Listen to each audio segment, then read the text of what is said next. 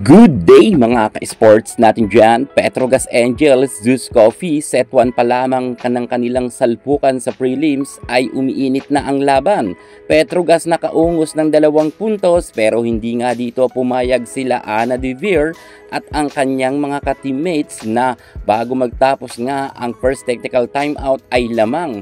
Ang Petrogas Angels, hinabol nga ito ng Zeus Coffee kung saan talagang napakaganda ng naging opensa at depensa nga ng Zeus Coffee at nabaliktad pa nga ang pagkakataon kung saan nakalamang pa nga dito ang Zeus Coffee. Iba talaga ngayon ang Zeus Coffee, malakas na sila, hindi kagaya ng dati.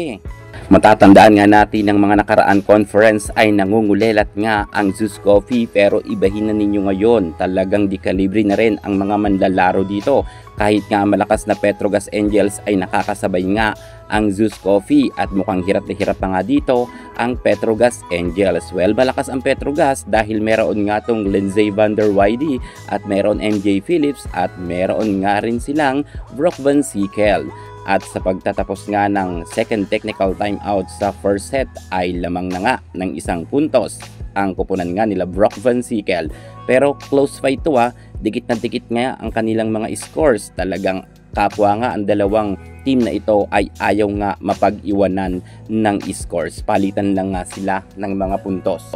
Subalit pagdating nga sa duluhan na laban ay inilaban nga ito ng kupunan nga nila Ana De Veer. Grabe talaga maging si Gonzaga at itong si AZ Minor ay talagang sunod-sunod rin ang kanilang ipinuntos. May katulong na nga si Ana De Veer at hindi nga lang siya ang bumubuhat ng team.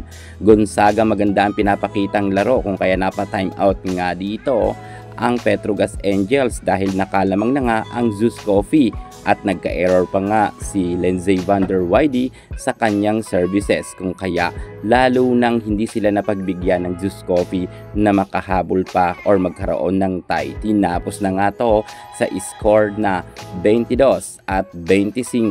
Panalo nga ang Zeus Coffee. Grabe, ang lakas talaga ng Zeus, kayang-kaya makipagsabayan kahit sa malakas na team.